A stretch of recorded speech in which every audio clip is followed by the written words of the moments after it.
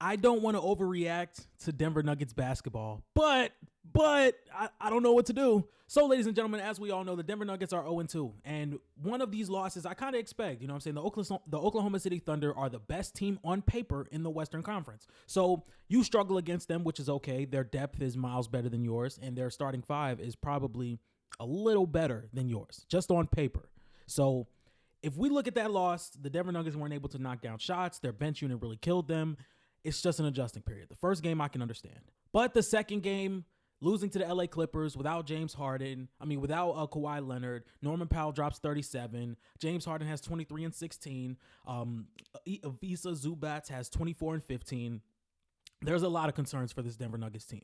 Now, before we start, I kind of want to give you a small backstory on how we got here. The Denver Nuggets won a championship back in 2023 with their starting lineup being Jamal Murray, KCP, Michael Porter Jr., Aaron Gordon, and Nikola Jokic. After that season, we thought the Denver Nuggets were primed to go back to back. They lose Jeff Green, they lose Bruce Brown, but this is still the best starting five in the NBA. However, the Minnesota Timberwolves really found out how to contain Jokic just enough, or not even contain Jokic, but contain the team around them, with Jamal Murray being almost awful in that series and them ending up winning that series in 7. So they go into the offseason, they let KCP walk, they end up extending Aaron Gordon, and they extend Jamal Murray. So now they are pushing towards these young players to really take a jump for them to still be at the peak of the Western Conference. They're asking Julian Strawther, Peyton Watson, and Christian Brown to play heavy expected minutes for a team that is trying to win a championship, and they just have not fulfilled that promise yet, to be honest. They also signed a guy like Russell Westbrook, and they used their mid-level exception on Dario Saric. So going into the season, a lot of people had their questions about the Denver Nuggets because you lose the three-point shooting in KCP. Jamal Murray has not looked good over the past over the entire playoffs, and he did not look good in Olympic basketball at all. So we come into the season, and we clearly see from game one that this bench unit is going to be a problem. And Christian Brown, however good he plays really well. He attacks the basket really well. He is a very aggressive defender. And he crashes the glass a lot. But once again, I saw this on numbers of the board. If you can't stretch the floor, how much does all that really matter? Because nobody's going to be attached to you as they would a KCP or as they would a Michael Porter Jr. And it puts a wrench in this entire offense. One thing the Nuggets thrive off of is movement off of Jokic when he has his back to the basket, whether it's Aaron Gordon in the dunker spot, Michael Porter Jr. Getting a pin down screen to find his way to the wing, or maybe it's just KCP cutting to the basket, which he did a lot since defenses were really high up on him and he could really use a nice backdoor cut. But when Christian Brown gets the ball, he either hesitates to shoot it or he's going to run right towards the defense because everybody is helping off of him. And obviously that's going to lead to some missed shots. That's going to lead to some turnovers, but it doesn't make it better that Michael Porter Jr. is not shooting the best right now. Aaron Gordon is not shooting the best right now. Jamal Murray does not look good when Jokic is on the floor, or Jamal Murray does not look good when Jokic is not on the floor. And I really don't want to overreact, but we've seen Russell Westbrook throughout the past 2 games shoot 2 for 18, 1 for 9 from 3. And when Russell Westbrook has the ball and he's getting downhill, it's almost like he does not know what to do with it until he gets to the basket. He doesn't know if he wants to score or if he wants to pass when he gets the ball. And I know you're supposed to be able to read and react, but it just doesn't look like he's doing that at a high enough rate at this moment. And it also doesn't help that Dario Saric has been really bad. Peyton Watson is not a floor spacer. Jamal Murray does not look good without Nikola Jokic. It just doesn't help at all. And one thing I suggested after the first game was to let Michael Porter Jr. play with the second unit a little bit more. Let him find his rhythm with the second unit so when the Nuggets come back in, they're still afloat and Nikola Jokic can take it home, because that is the best opportunity for me, at least from what I've seen.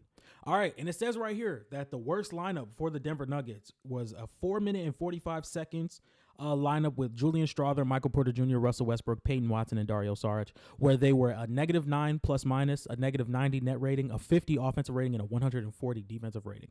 Now, this may come down to Michael Porter Jr. going 0 for 6 in this game. This may come from Julian Strawther just not hitting his shots. This may come from Russell Westbrook causing a lot of turnovers. And I'm not going to lie, I love Russell Westbrook to death, but this is not the player you would want to have the ball in his hand for a high amount of time, whether it's off the bench or playing with the starters, if you want to win a championship. I just think the offense around Russell Westbrook has to be completely tailored to him when he is on the floor. But we knew that coming into the regular season. We knew that even if Russell Westbrook is coming off the bench, the lineups you are going to have to run where Westbrook is in the game, it has to be completely tailored to him. It has to be high-level floor spacers. It has to be guys who are amazing off ball so Russell Westbrook can drive and collapse, but he hasn't even been doing that well. And I voiced my concerns for this Denver Nuggets team when this offseason started and they lost KCP and they brought in Russell Westbrook. They brought in Dario Saric. I really would have been intrigued to see how Deron Holmes would have played with this unit, but everything that the common media has been concerned about, we're starting to see with this team. And with a Western Conference that is this competitive, you know, games like these matter. People may think like, oh, it's just the Clippers, you know what I'm saying? You're going to bounce back, but games like these matter. Games you're supposed to take care of against the Clippers, against the Warriors, against teams like in that area, you know, teams like the Grizzlies or the Rockets. It's going to look tough. It's going to look tough for the Nuggets if they can't really get efficient basketball or high-level basketball when Nikola Jokic is not on the floor. And another thing that I've seen was Nikola Jokic should be more of a scorer this season. You know, instead of averaging 26 or 27, he should average 31. You know, like he can do it too. He can do it too. So it's not like we're asking too much of him. He can definitely do it. And that's something I would have to really like. That's something I could really lean on, or something I could really see for this Nuggets team if they want to be back at the top of the Western Conference or be still in that contending team type of role. A lot of people will argue that Nikola Jokic is the best scorer in the league, and I understand that. You know, when he's in between 6 to 0 feet of the basket, it's really hard to stop. But teams are going to start throwing a lot more bodies at Jokic because are you really going to depend on Christian Brown, Julian Strawther, Russell Westbrook, and Aaron Gordon to really make shots efficiently to where you're double guessing about sending that double? Because it's not like it's KCP out there anymore. Jamal Murray hasn't looked, amazing. You would think he would want to step up now, especially since there's not enough players to lean on as this Denver Nuggets team used to do. And one thing I was thinking about was we've seen in the past 2 seasons that teams have had trade deadline miracles to save their season. You know, 2 years ago, it was the Los Angeles Lakers when they traded for Rui, Jared Vanderbilt, D'Angelo Russell. And I think they were outside of the play-in when that trade happened. And then they found their way into the play-in and they went all the way to the Western Conference Finals. And then this past season, it was the Dallas Mavericks, who were sitting around the 8th seed, finished as the 5 seed and had a 70% win percentage after the trade deadline. And they ended up going to the NBA Finals. We can really see something like that from the Denver Nuggets. And I think there's players that are out there that you can go get, whether it's Matisse Thybulle, Dorian Finney-Smith, Cam Johnson, Corey Kispert, who is my favorite out of all these guys. I think you should go get him. You were like, hey, why don't you come take Peyton Watson? You know what I'm saying? Maybe you can get that. Maybe you can mold him into that Denny Advia type of role that you just lost in free agency to go get Bub Carrington. And give us Corey Kispert. He's on an expiring deal. I think he's only making about $5 million a year. Go get Corey Kispert, get some solid team defense, go get a three-point shooter, and move Christian Brown back to the bench. Because right now, currently as constructed, yes, Nikola Jokic is the best player in the league by far, and he's hitting his threes. You know, he is the best player in the league. But in the end of the day, it does not matter if you don't have decent talent to accommodate him while he's not on the floor. And I just think that's going to be a big threat, or not a big threat, but a big question mark next to teams that kind of have that. You know, the Phoenix Suns have a deep team. The Dallas Mavericks have a really deep team. The Oklahoma City Thunder have a really deep team. The Minnesota Timberwolves have a really deep team. So it's just like this is not the year to be questioning this is not the year to be questioning how good your team is when your best player is not on the floor.